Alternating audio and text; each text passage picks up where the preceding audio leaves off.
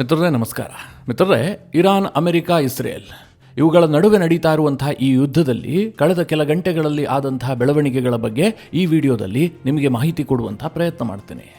ಮೊದಲಿಗೆ ಮಿತ್ರರೇ, ಈ ಇರಾನ್ ಯುದ್ಧ ಆರಂಭವಾಯ್ತಲ್ಲ, ಆ ಸಂದರ್ಭದಲ್ಲೇ ಇದರ ಎಂಡ್ ಹೇಗಾಗಬಹುದು ಅಂತ ನಿಮಗೆ ಚಿಕ್ಕದಾಗಿ ಹೇಳಿದ್ದೆ. ಅಂದರೆ ಟ್ರಂಪ್ ಅವರು ಏಕಾಏಕಿಯಾಗಿ ಯುದ್ಧ ವಿರಾಮವನ್ನು ಘೋಷಿಸ್ತಾರೆ. ಅದಾಗ್ತಿದ್ದ ಹಾಗೆ ಇರಾನ್ ಮತ್ತೆರಡು ದಾಳಿಯನ್ನು ಒಂದು ಇಸ್ರೇಲ್ ಮೇಲೆ ಇಲ್ಲ ಸುತ್ತಮುತ್ತಲಿನ ಯಾವುದಾದ್ರೂ ದೇಶದ ಮೇಲೆ ಮಾಡುತ್ತೆ. ಅನಂತರದಲ್ಲಿ ಇರಾನ್ ಸಂಭ್ರಮಾಚರಣೆಯಲ್ಲಿ ಮುಳುಗುತ್ತೆ. ನಾವೇ ಯುದ್ಧ ಗೆದ್ದು ಬಿಟ್ವಿ, ಟ್ರಂಪನ್ನು ಓಡಿಸ್ಬಿಟ್ವಿ, ಅಮೆರಿಕ ಸೋತೋಯ್ತು, ಈ ರೀತಿಯಾಗಿ ತನ್ನ ದೇಶದ ಜನರಿಗೆ ಬಿಂಬಿಸುವಂತಹ ಕೆಲಸವನ್ನು ಇರಾನ್ ಮಾಡುತ್ತೆ. ಇದನ್ನು ನಾನು ಯುದ್ಧ ಶುರುವಾದಂಥ ಒಂದು ವಾರದ ಒಳಗೆ ನಿಮಗೆ ಹೇಳಿದ್ದೆ. ಈಗ ಮಿತ್ರರೇ, ಯುದ್ಧ ವಿರಾಮ ಇನ್ನೂ ಕೂಡ ಘೋಷಣೆ ಆಗಿಲ್ಲ. ಟ್ರಂಪ್ ಅವರು ಮೊದಲ ಹೆಜ್ಜೆ ಇಟ್ಟಿದ್ದಾರಷ್ಟೇ. ಅದಾಗಲೇ ಇರಾನ್ ಅಮೆರಿಕದ ವಿರುದ್ಧ ಗೆದ್ದೇ ಬಿಟ್ವಿ ಅನ್ನುವ ರೀತಿಯಲ್ಲಿ ಅವರು ಸಂಭ್ರಮಿಸ್ತಾ ಇದ್ದಾರೆ. ಅಂದರೆ ಆ ರೀತಿಯಾಗಿ ಬಿಲ್ಡಪ್ ಕೊಡ್ತಾ ಇದ್ದಾರೆ. ಮುಖ್ಯವಾಗಿ ಟ್ರಂಪ್ ಅವರನ್ನ ಇರಾನ್ ವಿಪರೀತವಾಗಿ ಲೇವಡಿ ಮಾಡ್ತಾ ಇದೆ. ನಾನಂತೂ ಇದುವರೆಗೆ ನೋಡೇ ಇಲ್ಲ ಅಮೆರಿಕದ ಓರ್ವ ಅಧ್ಯಕ್ಷನನ್ನ ಇನ್ನೊಂದು ದೇಶದ ಸೇನೆ ಆಗಿರಬಹುದು ಅಥವಾ ಅಲ್ಲಿನ ನಾಯಕರಾಗಿರಬಹುದು ಈ ಪರಿಯಾಗಿ ಟೀಕೆ ಮಾಡಿದ್ದನ್ನ ಇದುವರೆಗೆ ನೋಡಿಲ್ಲ. ಇದೇ ಮೊಟ್ಟ ಮೊದಲ ಬಾರಿಗೆ ಇರಾನ್ ಆ ಕೆಲಸವನ್ನ ಮಾಡ್ತಾ ಇದೆ. ನೇರವಾಗಿ ಟ್ರಂಪ್ ಅವರನ್ನೇ ಟಾರ್ಗೆಟ್ ಮಾಡ್ತಾ ಇದೆ. ಉದಾಹರಣೆಗೆ ಹೇಳಬೇಕು ಅಂತಂದ್ರೆ, ಟ್ರಂಪ್ ಅವರು ನಿನ್ನೆ ಘೋಷಣೆ ಮಾಡಿದ್ರಲ್ಲ 5 ದಿನ ದಾಳಿ ಮಾಡೋದಿಲ್ಲ ಅಂತ. ಆ ಸಂದರ್ಭದಲ್ಲಿ ಅವರೊಂದು ಬಿಗ್ ಸ್ಟೇಟ್ಮೆಂಟ್ ಅನ್ನ ಕೊಟ್ಟರು. ಅದೇನು ಕೇಳಿದ್ರೆ, ಈ ಹರ್ಮೋಸ್ ಸ್ಟ್ರೀಟ್ ಇದೆಯಲ್ಲ, ಅದನ್ನು ನಾನು ಮತ್ತು ಅಯತುಲ್ಲಾ, ಅದು ಯಾರು ಬೇಕಾದ್ರೂ ಆಗಿರಬಹುದು, ಇರಾನನ್ನು ಕಂಟ್ರೋಲ್ ಮಾಡ್ತಿರುವಂಥ ಅಯತುಲ್ಲಾ, ಆತ ಮತ್ತು ನಾನು ಇಬ್ಬರೂ ಸೇರಿಕೊಂಡು ಹರ್ಮೋಸ್ ಜಲಸಂಧಿಯನ್ನು ಕಂಟ್ರೋಲ್ ಮಾಡ್ತೀವಿ, ಹೀಗಂತ ಟ್ರಂಪ್ ಒಂದು ಬಾಲಿಶತನದ ಸ್ಟೇಟ್ಮೆಂಟನ್ನು ಕೊಟ್ಟರು. ಮಿತ್ರರೇ, ನಿಮಗೆಲ್ಲ ಗೊತ್ತು, ಸದ್ಯ ಹರ್ಮೋಸ್ ಸ್ಟ್ರೀಟ್ ಇದೆಯಲ್ಲ, ಇದು ಟೋಟಲಿ ಇರಾನ್ನ ಕಂಟ್ರೋಲ್ನಲ್ಲೇ ಇದೆ. ಅದು ಕಂಟ್ರೋಲ್ ಮಾಡಬಹುದಾ ಬಿಡಬಹುದಾ ಅದು ನಂತರದಲ್ಲಿ ಹೇಳ್ತೀನಿ. ಆದರೆ ಸದ್ಯಕ್ಕೆ ಅವರೇ ಕಂಟ್ರೋಲ್ ಮಾಡ್ತಾ ಇದ್ದಾರೆ. ಆದರೆ ಟ್ರಂಪ್ ಹೇಳ್ತಾ ಇದ್ದಾರೆ, ನಾನು ಮತ್ತು ಇರಾನ್ನ ಅಯತುಲ್ಲಾ ಇಬ್ಬರು ಸೇರಿಕೊಂಡು ಹರ್ಮೋಸನ್ನು ಕಂಟ್ರೋಲ್ ಮಾಡ್ತೀವಿ ಅಂತ. ಟ್ರಂಪ್ ಅವರ ಈ ಸ್ಟೇಟ್ಮೆಂಟ್ಗೆ ಇರಾನ್ ವಿಪರೀತವಾಗಿ ಲೇವಡಿ ಮಾಡಿದೆ. ಯಾವ ಮಟ್ಟಿಗೆ ಅಂತಂದರೆ, ಅವರು ಇವತ್ತು ತನ್ನ ಸೋಷಿಯಲ್ ಮೀಡಿಯಾದಲ್ಲಿ ಒಂದು ಪೋಸ್ಟ್ ಮಾಡಿದ್ದಾರೆ. ಅದರಲ್ಲಿ ಏನಿದೆ ಅಂತಂದರೆ, ಒಂದು ಕಾರ್ನಲ್ಲಿ ಒಂದು ಕಡೆ ರಿಯಲ್ ಸ್ಟೇರಿಂಗ್, ಇನ್ನೊಂದು ಕಡೆಯಲ್ಲಿ ಮಕ್ಕಳ ಆಟಿಕೆಯ ಸ್ಟೇರಿಂಗ್ ಅನ್ನು ಇಟ್ಟು ಲೇವಡಿ ಮಾಡಿದ್ದಾರೆ. ಹರ್ಮೋಸ್ ಸ್ಟ್ರೀಟ್ ಅನ್ನ ಒಂದು ಕಡೆ ಇರಾನ್ ಕಂಟ್ರೋಲ್ ಮಾಡ್ತಾ ಇದೆ, ಇನ್ನೊಂದು ಕಡೆ ಟ್ರಂಪ್ ಕಂಟ್ರೋಲ್ ಮಾಡ್ತಾ ಇದ್ದಾರೆ ಅಂತ ಅದರ ಅರ್ಥ. ಟ್ರಂಪ್ ಅವರಿಗೆ ಕಿಡ್ ಸ್ಟೇರಿಂಗ್ ಅನ್ನು ಕೊಟ್ಟು ಇರಾನ್ ಲೇವಡಿ ಮಾಡಿದೆ. ಅಷ್ಟು ಮಾತ್ರ ಅಲ್ಲ, ಇರಾನ್ನ ಸೇನಾ ವಕ್ತಾರ ಇತ್ತೀಚೆಗೆ ಒಂದು ಸ್ಟೇಟ್ಮೆಂಟ್ ಕೊಟ್ಟು ಟ್ರಂಪ್ ಭಾಷೆಯಲ್ಲಿ ಟ್ರಂಪ್ಗೆ ತಿವಿದಿದ್ದ. ಅದು ಹೇಗೆ ಕೇಳಿದ್ರೆ, ಹೇ ಟ್ರಂಪ್, ನೀನು ಯುದ್ಧವನ್ನ ಹಾಲಿವುಡ್ ಮೂವಿ ಎಂದು ತೋರಿಸೋದಕ್ಕೆ ಹೋಗಬೇಡ. ನಿಮ್ಮ ಹಾಲಿವುಡ್ ಮೂವಿಯಲ್ಲಿ ಮಾತ್ರ ಹೀರೋಯಿಸಮ್ ತೋರಿಸೋದಕ್ಕೆ ಸಾಧ್ಯ. ಆದರೆ ರಿಯಾಲಿಟಿಯಲ್ಲಿ ಇರಾನ್ ಕೈ ಮೇಲಾಗ್ತಾ ಇದೆ. ಇರಾನ್ ಎಲ್ಲ ದಾಳಿಯನ್ನು ಹಿಮ್ಮೆಟ್ಟಿಸ್ತಾ ಇದೆ. ಅಮೆರಿಕಾಗೆ ಹಿನ್ನಡೆ ಆಗ್ತಾ ಇದೆ. ಹೇ ಟ್ರಂಪ್, ಯು ಆರ್ ಫೈರ್ಡ್. ಇಲ್ಲಿ ಯು ಆರ್ ಫೈರ್ಡ್ ಅಂತಂದರೆ ಅದು ಟ್ರಂಪ್ ಅವರದೇ ಒಂದು ಡೈಲಾಗ್. ಈ ಹಿಂದೆ ಟ್ರಂಪ್ ಅವರು ಒಂದು ರಿಯಾಲಿಟಿ ಶೋ ಅನ್ನು ನಡೆಸ್ತಾ ಇದ್ರು. ಅದರಲ್ಲಿ ಟ್ರಂಪ್ ಅವರ ಫೇಮಸ್ ಡೈಲಾಗ್ ಏನು ಕೇಳಿದ್ರೆ, ಯು ಆರ್ ಫೈರ್ಡ್ ಅಂದರೆ ಕನ್ನಡದಲ್ಲಿ ಹೇಳಬೇಕು ಅಂತಂದರೆ, ನಿನ್ನ ಕೆಲಸದಿಂದ ತೆಗೆದು ಹಾಕಿದ್ದೀನಿ ಅಂತ. ಅದಕ್ಕೆ ಮುಂದುವರೆದು ಇರಾನ್ನ ಸೇನಾ ವಕ್ತಾರ ಹೇಳ್ತಾನೆ, thank you for attention to this matter. ಇದರ ಪರಿಚಯ ನಿಮಗಿದ್ದೇ ಇರುತ್ತೆ. ಟ್ರಂಪ್ ಅವರು ಇಡೀ ವಿಶ್ವಕ್ಕೆ ಏನಾದರೂ ತಿಳಿಸೋದಿದ್ರೆ ಅಥವಾ ಯಾರಿಗಾದರೂ ಏನಾದರೂ ಲೇವಡಿ ಮಾಡೋದಿದ್ರೆ ತನ್ನ ಟ್ರೂತ್ ಸೋಷಲ್ನಲ್ಲಿ ಒಂದು ಪೋಸ್ಟ್ ಮಾಡಿಬಿಟ್ಟು ಕೆಳಗಡೆ ಈ ಸಾಲನ್ನು ಬರೀತಾ ಇದ್ರು. ಈಗ ಇರಾನ್ನ ಸೇನೆ ಟ್ರಂಪ್ ಅವರದೇ ಲ್ಯಾಂಗ್ವೇಜನ್ನು ಬಳಸಿಕೊಂಡು ಅವರನ್ನೇ ಲೇವಡಿ ಮಾಡುವಂತಹ ಕೆಲಸಕ್ಕೆ ಕೈ ಹಾಕಿದೆ. ಮಿತ್ರರೇ, ಇರಾನ್ ವಿರುದ್ಧದ ಯುದ್ಧದಲ್ಲಿ ಟ್ರಂಪ್ ಮಾತ್ರ ಎಕ್ಸ್ಪೋಸ್ ಆಗ್ತಾ ಇಲ್ಲ, ಅಮೆರಿಕವನ್ನು ಅವರು ಎಕ್ಸ್ಪೋಸ್ ಮಾಡ್ತಾ ಇದ್ದಾರೆ. ಇಲ್ಲಿ ನಾನೆಲ್ಲೂ ಕೂಡ ಇರಾನ್ ಗೆಲ್ತಾ ಇದೆ ಅಥವಾ ಅವರಿಗೆ ಗೆಲುವು ಸಿಗುತ್ತೆ ಅಂತ ಹೇಳ್ತಾ ಇಲ್ಲ. ಆದರೆ ಟ್ರಂಪ್ ಅವರು ಆಡ್ತಾ ಇರುವಂತಹ ಆಟಗಳಿದೆಯಲ್ಲ, ಇದು ಅಮೆರಿಕಾಗೆ ಹಿನ್ನಡೆಯನ್ನು ಮಾಡ್ತಾ ಇದೆ. ನೀವೇ ಸೂಕ್ಷ್ಮವಾಗಿ ಗಮನಿಸಿ. ಈ ಯುದ್ಧದಲ್ಲಿ ಇಸ್ರೇಲ್ ಕೂಡ ಭಾಗಿಯಾಗಿದೆ. ನೆತನ್ಯಾಹು ಕೂಡ ಸ್ಟೇಟ್ಮೆಂಟನ್ನು ಕೊಡ್ತಾರೆ. ನೆತನ್ಯಾಹು ಮಾತನಾಡಿದ್ರು ಅಂತಂದರೆ ವಿಶ್ವದ ಯಾವುದಾದ್ರೂ ಮಾಧ್ಯಮಗಳಾಗಲಿ ಅಥವಾ ವಿಶ್ವದ ಯಾವುದಾದ್ರೂ ವಿಶ್ಲೇಷಕರಾಗಲಿ ಅದನ್ನು ಲೈಟಾಗಿ ತೆಗೆದುಕೊಳ್ತಾರಾ? ಅದನ್ನು ಯಾರಾದರೂ ವಿಡಂಬನೆ ಮಾಡ್ತಾರಾ? ಖಂಡಿತವಾಗ್ಲೂ ಇಲ್ಲ. ಯಾಕೆ ಅಂತಂದರೆ ಅವರು ತೂಕವಾದಂಥ ಮಾತುಗಳನ್ನು ಆಡಿರ್ತಾರೆ. ಏನು ದಾಳಿ ಮಾಡ್ತಾರೋ ಅಥವಾ ಏನು ಗುರಿ ಇದೆಯೋ ಅದ್ರ ಬಗ್ಗೆ ಬಹಳ ಸ್ಪಷ್ಟವಾಗಿ ಮಾತನಾಡ್ತಾರೆ. ಹೀಗಾಗಿ ನೆತನ್ಯಾಹು ಬಗ್ಗೆ ಯಾರೂ ಕೂಡ ಲೇವಡಿ ಮಾಡೋದಕ್ಕೆ ಹೋಗೋದೇ ಇಲ್ಲ. ಅದೇ ಟ್ರಂಪ್ ಅವರು ನೋಡಿ, ದಿನಕ್ಕೆ 25 ಸ್ಟೇಟ್ಮೆಂಟ್ಗಳನ್ನು ಕೊಡ್ತಾರೆ. ಟ್ರಂಪ್ ಅವರು ಯಾಕೆ ಹೀಗಾಡ್ತಾರೆ ಅನ್ನೋದ್ರ ಬಗ್ಗೆ ಅಮೆರಿಕನ್ನರಿಗೆ ಅರ್ಥ ಆಗ್ತಾ ಇಲ್ಲ. ಇವತ್ತು ಅಮೆರಿಕದಲ್ಲಿ ಒಂದು ಸ್ಟೇಟ್ಮೆಂಟ್ ಕೊಟ್ಟಿದ್ದಾರೆ, ಈ ಯುದ್ಧವನ್ನು ಶುರು ಮಾಡಿದ್ದು ಪೀಟ್ ಹೆಕ್ಸಿತ್ ಅಂತ. ಅಂದರೆ ಅಮೆರಿಕದಲ್ಲಿ ವಾರ್ ಸೆಕ್ರೆಟರಿ ಇದ್ದಾರಲ್ಲ, ಅವರಿಂದಾಗಿ ಈ ಯುದ್ಧ ಶುರುವಾಯಿತು ಅಂತ ಟ್ರಂಪ್ ಒಂದು ತನ್ನ ವರಸೆಯನ್ನೇ ಬದಲಾಯಿಸಿಬಿಟ್ಟಿದ್ದಾರೆ. ಯಾಕೆ ಕೇಳಿದ್ರೆ, ಯುದ್ಧದಲ್ಲಿ ಹಿನ್ನಡೆ ಆಗಿದ್ದೇ ಆದರೆ ಟ್ರಂಪ್ ಯಾರ ತಲೆ ಮೇಲೆ ಆದರೂ ಗೂಬೆ ಕೂರಿಸ್ಬೇಕಲ್ಲ, ಅದಕ್ಕೆ ಪೀಟ್ ಹೆಕ್ಸಿತ್ ಅನ್ನು ರೆಡಿ ಮಾಡ್ತಾ ಇದ್ದಾರೆ. ಅವರ ತಲೆಗೆ ಇದನ್ನೆಲ್ಲ ಕಟ್ಟಿಬಿಟ್ಟು ನಾನು ಡೀಲ್ ಮಾಡ್ಕೊಳ್ತಾ ಇದ್ದೆ, ಆದರೆ ಪೀಟ್ ಹೆಕ್ಸಿತ್ ಹೇಳಿದ ಕಾರಣದಿಂದಾಗಿ ಯುದ್ಧ ಆಗಬಿಡ್ತು, ಹೀಗೆ ಹೇಳಬಹುದಲ್ಲ. ಇದು ಬಹಳ ಈಸಿ. ಆ ರೀತಿಯ ಪ್ರಯತ್ನಕ್ಕೂ ಕೂಡ ಟ್ರಂಪ್ ಕೈ ಹಾಕ್ತಾ ಇದ್ದಾರೆ. ಅದರಲ್ಲೂ ಟ್ರಂಪ್ ಅವರು ಈಗ ಇರಾನ್ ವಿಚಾರದಲ್ಲಿ ಮಾತುಕತೆಗೆ ಬಂದಿದೆ, ನಮ್ಮ ನಡುವೆ ಡೀಲ್ ಆಗುತ್ತೆ, ಈ ರೀತಿಯ ಸ್ಟೇಟ್ಮೆಂಟ್ಗಳನ್ನು ಕೊಟ್ರಲ್ಲ, ಅದಾದ ಬಳಿಕ ಇರಾನ್ನಿಂದ ಬರುವಂತಹ ಪ್ರತಿಕ್ರಿಯೆಗಳು ಕೂಡ ಬಹಳ ತೀವ್ರವಾಗಿದೆ.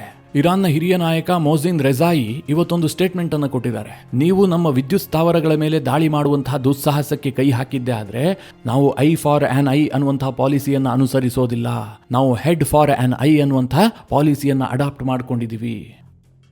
ಅಂದರೆ ಇರಾನ್ ಏನು ಹೇಳ್ತಾ ಇದೆ ಗೊತ್ತಾ, ನಮ್ಮ ಒಂದು ಕಣ್ಣನ್ನು ಕಿತ್ಕೊಂಡ್ರೆ ನಾವು ನಿಮ್ಮ ಒಂದು ಕಣ್ಣನ್ನೇ ಕೀಳ್ತೀವಿ ಅನ್ನುವಂಥ ಪಾಲಿಸಿ ನಾವು ಒಪ್ಕೊಂಡಿಲ್ಲ, ಅದನ್ನು ನಾವು ಅನುಸರಿಸೋದಿಲ್ಲ. ಬದಲಾಗಿ ನಮ್ಮ ಒಂದು ಕಣ್ಣನ್ನು ನೀವೇನಾದರೂ ಕೀಳೋಕೆ ಹೋದರೆ ನಾವು ನಿಮ್ಮ ತಲೆಯನ್ನೇ ತೆಗಿತೀವಿ. ಇದು ನಮ್ಮ ಪಾಲಿಸಿಯಿಂದ ಇರಾನ್ನ ಹಿರಿಯ ನಾಯಕ ಮೊಹಸಿನ್ ರೆಜಾಯಿ ಅಮೆರಿಕಾಗೆ ಎಚ್ಚರಿಕೆ ಕೊಟ್ಟಿದ್ದಾರೆ. ಅಂದರೆ ಇರಾನ್ ಆ ಮಟ್ಟಿಗೆ ಅಮೆರಿಕಾಗೆ ಧಮಕಿ ಹಾಕ್ತಾ ಇದೆ. ಮಿತ್ರರೇ, ಟ್ರಂಪ್ ಅವರಿಗೆ ವೆನೆಜುಲಾದಲ್ಲಿ ದೊಡ್ಡ ಯಶಸ್ಸು ಸಿಕ್ಕಿತ್ತು. ಅದೇ ಗುಂಗಿನಲ್ಲೇ ಅವರು ಇರಾನ್ ದಾಳಿಗೆ ಒಪ್ಪಿಗೆಯನ್ನು ಸೂಚಿಸಿದ್ದು. ಆದರೆ ಇರಾನ್ನಲ್ಲಿ ಲೆಕ್ಕಾಚಾರ ಉಲ್ಟಾ ಆಗ್ತಾ ಇದೆ. ಹಾಗಂತ ನಾನು ಎಲ್ಲೂ ಕೂಡ ಇರಾನ್ ಗೆಲ್ತಾ ಇದೆ ಅಂತ ಹೇಳ್ತಾ ಇಲ್ಲ, ನಾನು ಪದೇ ಪದೇ ಅದನ್ನು ಸ್ಪಷ್ಟವಾಗಿ ಹೇಳ್ತಾ ಇದ್ದೀನಿ. ಕೆಲವರು ಹಾಗೆ ತಿಳ್ಕೊಂಡ್ಬಿಡ್ತಾರೆ, ನೀವೇನು ಸರ್ ಇರಾನ್ ಗೆಲ್ತಿದೆ ಅಂತ ಹೇಳ್ತಾ ಇದ್ರಿ, ಇರಾನ್ಗೆ ಅಷ್ಟೆಲ್ಲ ಹಾನಿ ಆಗ್ತಾ ಇದೆ ಅಂತ. ಸತ್ಯವಾಗ್ಲೂ ಇರಾನ್ಗೆ ಹಾನಿ ಆಗ್ತಾ ಇದೆ, ಇರಾನ್ ಸ್ಮಶಾನವಾಗ್ತಾ ಇದೆ, ಇರಾನ್ಗೆ ಸೋಲೆ ಆಗುವಂಥದ್ದು. ಆದರೆ ಅಮೆರಿಕ ಯುದ್ಧದಲ್ಲಿ ನಡೆದುಕೊಳ್ತಾ ಇರುವಂಥ ರೀತಿ ಇದೆಯಲ್ಲ, ಅಮೆರಿಕ ಅನ್ನೋದಕ್ಕಿಂತಲೂ ಮುಖ್ಯವಾಗಿ ಟ್ರಂಪ್ ಅವರು ಕೆಲ ವಿಚಾರಗಳಲ್ಲಿ ತಪ್ಪು ಲೆಕ್ಕಾಚಾರ ಹಾಕಿ ತಪ್ಪು ಹೇಳಿಕೆಗಳನ್ನು ಕೊಡ್ತಾ ಇದ್ದಾರೆ. ಇದರಿಂದಾಗಿ ಯುದ್ಧದ ಪರಿಣಾಮ ಜಗತ್ತಿನ ಮೇಲೆ ಹೆಚ್ಚು ಬೀರೋದಕ್ಕೆ ಶುರುವಾಗಿದೆ. ಟ್ರಂಪ್ ಅವರ ಈ ಹುಚ್ಚಾಟದ ಸ್ಟೇಟ್ಮೆಂಟ್ಗಳು, ಹುಚ್ಚಾಟದ ನಿಲುವುಗಳಿದಾವಲ್ಲ, ಇದರ ಎಫೆಕ್ಟ್ ಯಾರಿಗಾಗುತ್ತೆ ಕೇಳಿದ್ರೆ ವಿಶ್ವಕ್ಕಲ್ಲ. ಈಗ ಸದ್ಯಕ್ಕೆ ವಿಶ್ವಕ್ಕೇನೋ ಆಗ್ತಾ ಇರಬಹುದು, ಮುಂದಿನ ದಿನಗಳಲ್ಲಿ ಇದು ಅಮೆರಿಕಾಗೆ ಬಹಳ ನೆಗೆಟಿವ್ ಪರಿಣಾಮವನ್ನು ಬೀರುತ್ತೆ. ಹೇಗೆ ಉಕ್ರೇನ್ ಯುದ್ಧದ ಬಳಿಕ ರಷ್ಯಾದ ವೀಕ್ನೆಸ್ ಜಗತ್ತಿನೆದುರು ಎಕ್ಸ್ಪೋಸ್ ಆಯಿತು, ಹಾಗೆ ಇರಾನ್ ಯುದ್ಧದ ಬಳಿಕ ಅಮೆರಿಕದ ವೀಕ್ನೆಸ್ ಇದೆಯಲ್ಲ, ಇದು ಜಗತ್ತಿನೆದುರು ಎಕ್ಸ್ಪೋಸ್ ಆಗುತ್ತೆ, ಯಾವುದೇ ಡೌಟ್ ಇಲ್ಲ.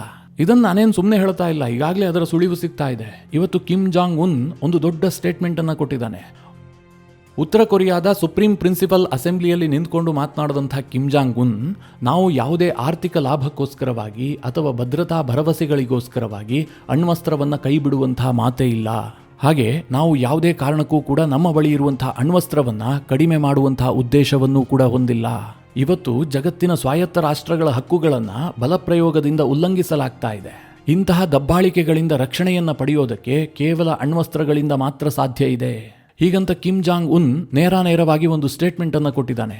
ಅಂದರೆ ಅಮೆರಿಕ ನಮಗೇನೋ ಆರ್ಥಿಕ ಲಾಭ ಮಾಡಿಕೊಡುತ್ತೆ ಅಥವಾ ಭದ್ರತಾ ಭರವಸೆಗಳನ್ನು ಕೊಡುತ್ತೆ, ಇದಕ್ಕೆಲ್ಲ ನಾವು ಮರಳಾಗೋದಿಲ್ಲ, ನ್ಯೂಕ್ಲಿಯರ್ಗೋಸ್ಕರವಾಗಿ ಏನು ತ್ಯಾಗಕ್ಕೂ ಕೂಡ ಸಿದ್ಧ ಇದ್ದೀವಿ ಅಂತ ಕಿಮ್ ಜಾಂಗ್ ಉನ್ ಹೇಳಿಕೆ ಕೊಟ್ಟಿದ್ದಾನೆ. ಕಿಮ್ ಜಾಂಗ್ ಉನ್ ಇತ್ತೀಚಿನ ನಡೆಗಳಿದಾವಲ್ಲ, ಇದು ಆ ರೀಜನ್ನಲ್ಲಿ ಮತ್ತೊಂದು ಹೊಸ ಟೆನ್ಷನ್ ಅನ್ನು ತಂದಿಟ್ಟಿದೆ. ಇತ್ತೀಚೆಗೆ ಸಾಲು ಮಿಸೈಲ್ಗಳನ್ನು ಟೆಸ್ಟ್ ಮಾಡಿದ್ದ, ಅಮೆರಿಕಾಗೂ ಧಮಕಿ ಹಾಕುವಂತಹ ರೀತಿಯಲ್ಲಿ ಆತನ ನಡೆಗಳಿದ್ವು. ಈಗ ಮಿತ್ರರೇ, ಇರಾನ್ನಲ್ಲಿ ಅಮೆರಿಕ ಏನಾದರೂ ತನ್ನ ಸೈನಿಕ ಶಕ್ತಿಯನ್ನು ಎಕ್ಸ್ಪೋಸ್ ಮಾಡಿಕೊಂಡ್ರೆ, ಅಂದರೆ ಇರಾನ್ ವಿರುದ್ಧದ ಯುದ್ಧ ಯಾವುದೇ ತಾರ್ಕಿಕ ಅಂತ್ಯವನ್ನು ಕಾಣದೆ ಏಕಾಏಕಿಯಾಗಿ ಟ್ರಂಪ್ ಯುದ್ಧ ವಿರಾಮವನ್ನು ಘೋಷಿಸಿದ್ದೇ ಆದರೆ ಅದು ಅಮೆರಿಕದ ಸೇನೆಗೆ ಬಹಳ ದೊಡ್ಡ ಹಿನ್ನಡೆ. ಅಂತಹ ಸನ್ನಿವೇಶದಲ್ಲಿ ಈ ಕಿಮ್ ಜಾಂಗ್ ಉನ್ ಇರಬಹುದು ಅಥವಾ ಚೈನಾದವರು ಇರಬಹುದು, ಇವರೆಲ್ಲರೂ ಕೂಡ ಅಮೆರಿಕವನ್ನು ಅಡ್ವಾಂಟೇಜ್ ಆಗಿ ಪರಿಗಣಿಸ್ತಾರೆ. Kim Jong Un South Korea ಮೇಲೆ ದಾಳಿ ಮಾಡಿದ್ರೂ ಕೂಡ ಏನು ಆಶ್ಚರ್ಯ ಇಲ್ಲ, ಯಾಕೆಂದರೆ ಸೌತ್ ಕೊರಿಯಾದ ಭದ್ರತಾ ಗ್ಯಾರಂಟರ್ ಆಗಿರುವಂತಹದ್ದು ಅಮೆರಿಕ ವೀಕ್ ಆಗುವಂತಹದ್ದು ಜಗತ್ತಿನಲ್ಲಿ ಅನೇಕ ಪ್ರಾಬ್ಲಮ್ಗಳಿಗೆ ಕಾರಣ ಆಗುತ್ತೆ. ಅದರಿಂದ ಜಗತ್ತಿಗೆ ಲಾಭ ಎಷ್ಟಿದೆಯೋ ನಷ್ಟ ಕೂಡ ಅಷ್ಟೇ ಇದೆ. ಇನ್ನು ಮಿತ್ರರೇ, ಈ ಹರ್ಮೋಸ್ ಜಲಸಂಧಿಯ ಕುರಿತಾಗಿ ಕೆಲವರು ಒಂದು ಪ್ರಶ್ನೆ ಕೇಳ್ತಾ ಇದ್ದಾರೆ. ಅದೇನು ಕೇಳಿದ್ರೆ, ಇರಾನ್ ಇತ್ತೀಚೆಗೆ ಒಂದು ಪ್ಲಾನ್ ಮಾಡ್ತಾ ಇದೆ. ಹರ್ಮೋಸ್ ಜಲಸಂಧಿಯಲ್ಲಿ ಪಾಸ್ ಆಗುವಂತಹ ಪ್ರತಿ ವೆಸೆಲ್ಗೂ ಕೂಡ ಅವರು ಟೋಲನ್ನು ವಿಧಿಸ್ತಾರೆ. ಆ ಟೋಲನ್ನು ಕಟ್ಟಿಬಿಟ್ಟೆ ಆ ವೆಸೆಲನ್ನು ಪಾಸ್ ಮಾಡ್ಕೊಂಡು ಹೋಗಬೇಕು. ಈ ರೀತಿಯಾದಂತಹ ಪ್ಲಾನನ್ನು ಇರಾನ್ ಮಾಡಿಕೊಂಡಿದೆ ಅನ್ನುವಂಥ ಸುದ್ದಿ ಇದೆಯಲ್ಲ ಅಂತ ಕೆಲವರು ಕೇಳಿದ್ರು. ಮಿತ್ರರೇ, ಆ ವಿಚಾರ ಇನ್ನೂ ಕೂಡ ಖಚಿತವಾಗಿಲ್ಲ. ಇರಾನ್ ಎಲ್ಲೂ ಕೂಡ ಆ ರೀತಿಯಾಗಿ ಹೇಳ್ಕೊಂಡಿಲ್ಲ. ಆದರೆ ಅವರ ಕೆಲ ನಡೆಗಳು, ಅವರ ಕೆಲ ಸ್ಟೇಟ್ಮೆಂಟ್ಗಳು ಅದನ್ನು ಸೂಚಿಸ್ತಾ ಇದ್ದಾವೆ. ಜೊತೆಗೆ ಒಂದು ಸುದ್ದಿಯೂ ಕೂಡ ಬಂದಿದೆ. ಒಂದು ಹಡಗಿಗೆ ದಾರಿಯನ್ನು ಬಿಡೋದಕ್ಕೋಸ್ಕರವಾಗಿ ಇರಾನ್ ಬರೋಬ್ಬರಿ $2 ಮಿಲಿಯನ್ ಹಣವನ್ನು ವಸೂಲಿ ಮಾಡಿದೆ ಎನ್ನುವಂಥ ಒಂದು ಸುದ್ದಿ ಇದೆ. ಆದರೆ ಇರಾನ್ ಇದನ್ನು ಅಲ್ಲಗಳೆದಿದೆ. ಮಿತ್ರರೇ, ಆದರೆ ಇದು ಸಣ್ಣ ವಿಚಾರ ಅಲ್ಲ. ಯಾಕೆ ಅಂತಂದರೆ, ಒಂದು ಹಡಗಿಗೆ $2 ಮಿಲಿಯನ್ ಅಂತಂದರೆ ಇವತ್ತಿನ ಭಾರತೀಯ ರೂಪಾಯಿಯಲ್ಲಿ 18,60,00,000 ಆಗುತ್ತೆ. ನಾವೀಗ ಹೇಗೆ ಹೈವೇಯಲ್ಲಿ ನಮ್ಮ ಕಾರನ್ನು ತೆಗೆದುಕೊಂಡು ಹೋಗುವಾಗ $100-200 ಟೋಲ್ ಕಟ್ತೀವಲ್ಲ, ಹಾಗೆ ಈ ಹರ್ಮೋಸ್ ಜಲಸಂಧಿಯಲ್ಲಿ ಒಂದು ಹಡಗನ್ನು ಪಾಸ್ ಮಾಡಬೇಕಾದ್ರೆ ಇರಾನ್ ಬರೋಬ್ಬರಿ 18,60,00,000 ವಸೂಲಿ ಮಾಡಿದೆ ಎನ್ನುವಂಥ ಸುದ್ದಿ ಪ್ರಕಟಗೊಂಡಿತ್ತು. ಇರಾನ್ ಅದನ್ನು ಒಪ್ಕೊಳ್ಳದೆ ಇರಬಹುದು, ಆದರೆ ಅವರ ಹೇಳಿಕೆಗಳು ಅದಕ್ಕೆ ಪೂರಕವಾಗಿದೆ. ಇರಾನ್ನ ವಿದೇಶಾಂಗ ಸಚಿವ ಅಬ್ಬಾಸ್ ಅರಾಗ್ಚಿ ಇತ್ತೀಚೆಗೆ ಒಂದು ಸ್ಟೇಟ್ಮೆಂಟ್ ಅನ್ನು ಕೊಟ್ಟಿದ್ರು. ಯುದ್ಧದ ಬಳಿಕ ಈ ಹರ್ಮೋಸ್ ಜಲಸಂಧಿಯ ಕುರಿತಾಗಿ ಹೊಸ ಪ್ರೋಟೋಕಾಲ್ ಅನ್ನು ಫಾಲೋ ಮಾಡೋದಕ್ಕೆ ಇರಾನ್ ಯೋಜನೆಯನ್ನು ರೂಪಿಸ್ತಾ ಇದೆ ಅಂತ. ಹೊಸ ಪ್ರೋಟೋಕಾಲ್ ಅಂತಂದ್ರೆ ಅವರು ಟೋಲ್ ಅನ್ನು ವಿಧಿಸೋದಕ್ಕೆ ಯೋಜಿಸಿದಂತೆ ಕಂಡು ಬರ್ತಾ ಇದೆ. ಮಿತ್ರರೇ, ಹಾಗೇನಾದರೂ ಆಗಿದ್ದೇ ಆದರೆ ಈ ಯುದ್ಧ ಇನ್ನಷ್ಟು ಕಂಟಿನ್ಯೂ ಆಗುತ್ತೆ. ಅಮೆರಿಕ ಈ ಯುದ್ಧವನ್ನು ಆರಂಭ ಮಾಡಿದ್ದು ಇರಾನ್ನಲ್ಲಿರುವಂತಹ ಅಣ್ವಸ್ತ್ರವನ್ನು ನಾಶ ಮಾಡಬೇಕು ಅಂತ, ಹಾಗೆ ಇರಾನ್ನ ಮಿಸೈಲ್ ಫೆಸಿಲಿಟೀಸನ್ನು ಕೊನೆಗಾಣಿಸಬೇಕು ಅಂತ. ಆದರೆ ಮುಂದಿನ ದಿನಗಳಲ್ಲಿ ಈ ಯುದ್ಧ ಹರ್ಮೋಸ್ ಜಲಸಂಧಿಯನ್ನು ಕಂಟ್ರೋಲ್ ಪಡೆಯೋದಕ್ಕೋಸ್ಕರವಾಗಿ ಬದಲಾದರೂ ಕೂಡ ಆಶ್ಚರ್ಯ ಇಲ್ಲ. ಯಾಕೆ ಕೇಳಿದ್ರೆ, ಇರಾನ್ ಏನಾದರೂ ಇಲ್ಲಿ ಪ್ರತಿ ವೆಸೆಲ್ಗೆ $2 ಮಿಲಿಯನ್ ಹಣವನ್ನು ವಸೂಲಿ ಮಾಡೋದಕ್ಕೆ ನಿಂತ್ಕೊಂಡಿದ್ದೆ ಆದರೆ ಅದು ಎಲ್ಲಾ ದೇಶಕ್ಕೂ ಕೂಡ ಬರೆ ಎಳೆದಂತಾಗುತ್ತೆ, ಇನ್ಕ್ಲೂಡಿಂಗ್ ಭಾರತ. ಈ ಯುದ್ಧ ಆರಂಭ ಆಯ್ತಲ್ಲ, ಅದಕ್ಕಿಂತ ಮುಂಚೆ ಈ ಹರ್ಮೋಸ್ ಜಲಸಂಧಿಯಲ್ಲಿ ಪ್ರತಿನಿತ್ಯವೂ ಕೂಡ 130 ಶಿಪ್ಗಳ ಸಂಚಾರ ಆಗ್ತಾ ಇತ್ತು. ನೀವಿಲ್ಲಿ ಸಿಂಪಲ್ ಆಗಿ ಯೋಚನೆ ಮಾಡಿ, ಒಂದು ಹಡಗಿಗೆ ಇರಾನ್ ಏನಾದರೂ $2 ಮಿಲಿಯನ್ ಟೋಲ್ ಅನ್ನು ವಿಧಿಸಿದ್ದೆ ಆದರೆ 130 ಶಿಪ್ಗೆ $260 ಮಿಲಿಯನ್ ಒಂದು ದಿನಕ್ಕೆ ವಸೂಲಿ ಆಗುತ್ತೆ.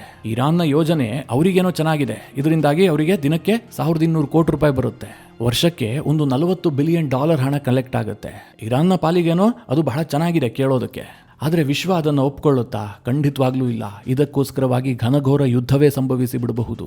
ಹಾಗಾದ್ರೆ ಈ ಹರ್ಮೋಸ್ ಜಲಸಂಧಿಯ ಒಡೆತನ ಯಾರ ಬಳಿಯಲ್ಲಿದೆ? ಇರಾನ್ಗೆ ಸೇರಿಲ್ವಾ ಅದು ಕೇಳಿದ್ರೆ, ಮಿತ್ರರೇ, ಟೆಕ್ನಿಕಲಿ ಹೇಳಬೇಕು ಅಂತಂದ್ರೆ ಹರ್ಮೋಸ್ ಅನ್ನ ಒಂದು ಕಡೆ ಇರಾನ್, ಇನ್ನೊಂದು ಕಡೆ ಒಮಾನ್ ಇಬ್ರು ಕೂಡ ಕಂಟ್ರೋಲ್ ಮಾಡಬಹುದು. ಇದು ಅವರ ಎಕ್ಸ್ಕ್ಲೂಸಿವ್ ಎಕನಾಮಿಕ್ ಝೋನ್ ನಲ್ಲೇ ಬರುವಂತಹ ಪ್ರದೇಶ. ಆದರೆ ಈ ಜಲಸಂಧಿಗಳಿರ್ತಾವಲ್ಲ, ಇದು ಯಾವುದೋ ಒಂದು ದೇಶಕ್ಕೆ ಸೇರೋದಿಲ್ಲ. ಇಡೀ ವಿಶ್ವದಲ್ಲಿರುವಂತಹ ಎಲ್ಲಾ ಜಲಸಂಧಿಗಳು ಕೂಡ ಅಂತಾರಾಷ್ಟ್ರೀಯ ಮೆರಿಟೈಮ್ ಲಾ ಅಡಿಯಲ್ಲೇ ಬರುತ್ತೆ. ಅದನ್ನು ಯಾವುದೋ ಒಂದು ದೇಶ ಬಂದ್ ಮಾಡೋದಾಗ್ಲಿ, ಹಿಡಿತ ಸಾಧಿಸೋದಾಗ್ಲಿ ಯಾವುದೂ ಕೂಡ ಸಾಧ್ಯ ಇಲ್ಲ. ಆದರೆ ಸದ್ಯ ಯುದ್ಧದ ಪರಿಸ್ಥಿತಿ ಉಂಟಾಗಿರೋದ್ರಿಂದಾಗಿ ಇರಾನ್ ಅದನ್ನು ಕಂಟ್ರೋಲ್ ಮಾಡ್ತಾ ಇದೆ. ಕೆಲ ದೇಶಗಳ ಹಡಗುಗಳಿಗೆ ಫ್ರೀ ಆಕ್ಸೆಸ್ ಅನ್ನು ಕೊಟ್ರೆ, ಉದಾಹರಣೆಗೆ ಭಾರತ, ಚೈನಾ, ತುರ್ಕಿ, ಈ ಎಲ್ಲ ದೇಶಗಳಿಗೆ ಇರಾನ್ ಯಾವುದೇ ರೀತಿಯಲ್ಲೂ ಕೂಡ ದೊಡ್ಡ ಪ್ರಮಾಣದಲ್ಲಿ ಅಡ್ಡಿ ಮಾಡ್ತಾ ಇಲ್ಲ. ಉಳಿದಂತೆ ವೆಸ್ಟರ್ನ್ ವೆಸಲ್ಗಳಿಗೆಲ್ಲ ಕಂಪ್ಲೀಟ್ ಆಗಿ ಅವರು ನಿರ್ಬಂಧವನ್ನು ವಿಧಿಸಿದ್ದಾರೆ. ಇದನ್ನು ಪರ್ಮನೆಂಟ್ ಮಾಡ್ತೀನಿ, ಇದಕ್ಕೆ ಟೋಲ್ ಹಾಕ್ತೀನಿ ಅಂತ ಏನಾದರೂ ಇರಾನ್ ನಿಂತುಕೊಂಡಿದ್ದೆ ಆದರೆ ಯುದ್ಧ ಇನ್ನೊಂದು ಹಂತಕ್ಕೆ ಹೋಗ್ಬಿಡುತ್ತೆ. ಅಂತಹ ಸಂದರ್ಭದಲ್ಲಿ ಭಾರತ, ಚೈನಾ ಸೇರಿದಂತೆ ವಿಶ್ವದ ಎಲ್ಲ ದೇಶಗಳು ಕೂಡ ಇರಾನ್ನ ವಿರುದ್ಧವಾಗಿ ನಿಂತುಕೊಳ್ಳುವಂತಹ ಸನ್ನಿವೇಶ ಬರುತ್ತೆ. ಇನ್ನು ಇಷ್ಟೆಲ್ಲ ಯುದ್ಧ ಆಗ್ತಾ ಇದೆಯಲ್ಲ, ಇರಾನ್ನ ಒಳಗೇನಾಗ್ತಾ ಇದೆ?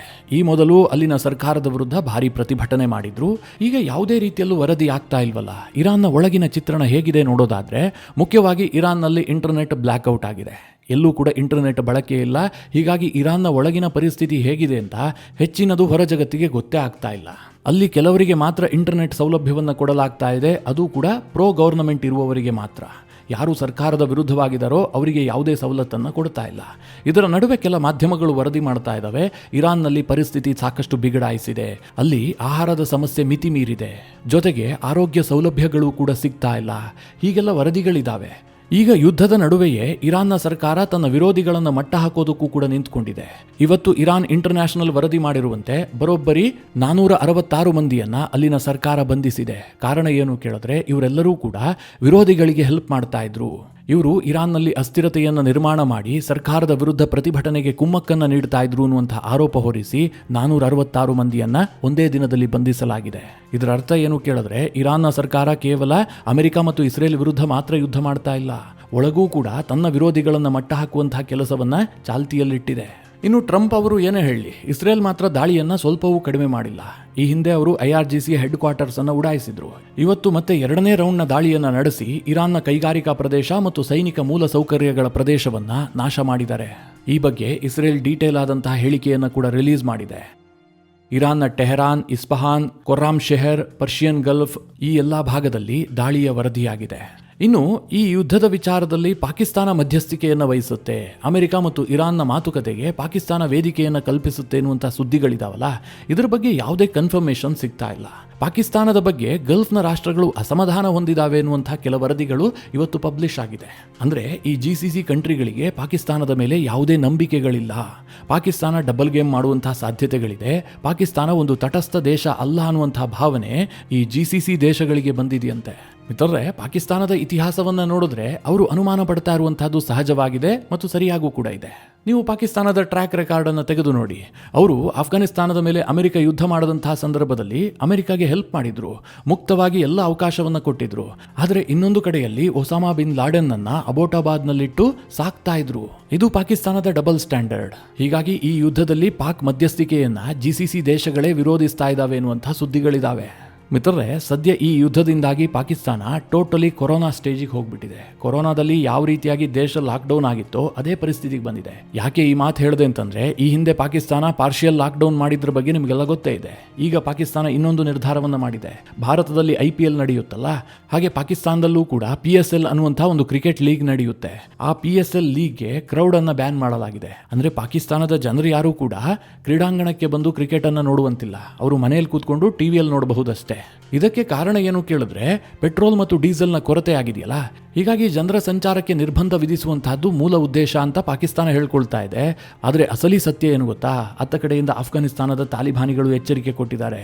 ಇನ್ನೊಂದು ಕಡೆ TTP ಉಗ್ರರ ಬೆದರಿಕೆಯೂ ಕೂಡ ಇದೆ. ಹೀಗಾಗಿ ಪಾಕಿಸ್ತಾನ ಬೆದರು ಹೋಗ್ಬಿಟ್ಟಿದೆ. ಈ PSL ಲೀಗ್ನಲ್ಲೂ ಕೂಡ ವಿದೇಶಿ ಆಟಗಾರರು ಭಾಗಿಯಾಗ್ತಾರೆ. ನಾಳೆ ಏನಾದರೂ ಹೆಚ್ಚು ಕಡಿಮೆ ಆದರೆ ಪಾಕಿಸ್ತಾನವೂ ಕೂಡ ಇನ್ನೊಂದು ಯುದ್ಧವನ್ನು ಫೇಸ್ ಮಾಡೋಕಾದ್ರೂ ಕೂಡ ಆಶ್ಚರ್ಯ ಇಲ್ಲ. ಹೀಗಾಗಿ ರಿಸ್ಕೇ ಬೇಡ ಅಂತ ಈ ತೀರ್ಮಾನವನ್ನು ಕೈಗೊಂಡಿದ್ದಾರೆ. ಮಿತ್ರರೇ, ಇದಿಷ್ಟು ಯುದ್ಧದಲ್ಲಿ ಇತ್ತೀಚೆಗೆ ಆದಂತಹ ಕೆಲವೊಂದಷ್ಟು ಬೆಳವಣಿಗೆಗಳ ಕುರಿತಾಗಿ ಮಾಹಿತಿ. ಈ ಎಲ್ಲ ವಿಚಾರಗಳ ಕುರಿತಾಗಿ ನಿಮ್ಮ ಅನಿಸಿಕೆ ಅಭಿಪ್ರಾಯಗಳೇನು? ಕಮೆಂಟ್ ಮಾಡುವ ಮೂಲಕ ನಮಗೆ ತಿಳಿಸಿ. ಹಾಗೆ ನಿಮಗೆ ಈ ವಿಡಿಯೋ ಇಷ್ಟವಾದರೆ ಲೈಕ್ ಮಾಡಿ. ಜೊತೆಗೆ ನೀವಿನ್ನೂ ನಿಮ್ಮ ನೆಚ್ಚಿನ ಸಂಸ್ಕಾರ ಸೌರಭ ಯೂಟ್ಯೂಬ್ ಚಾನಲ್ನ ಸಬ್ಸ್ಕ್ರೈಬ್ ಮಾಡಿಲ್ಲ ಅಂತಾದರೆ ಈ ಕೂಡಲೇ ಸಬ್ಸ್ಕ್ರೈಬ್ ಮಾಡಿ. ಮುಂದಿನ ಎಲ್ಲ ಅಪ್ಡೇಟ್ಗಳ ನೋಟಿಫಿಕೇಷನ್ಗಾಗಿ ಬೆಲ್ ಐಕಾನ್ ಒತ್ತಿ.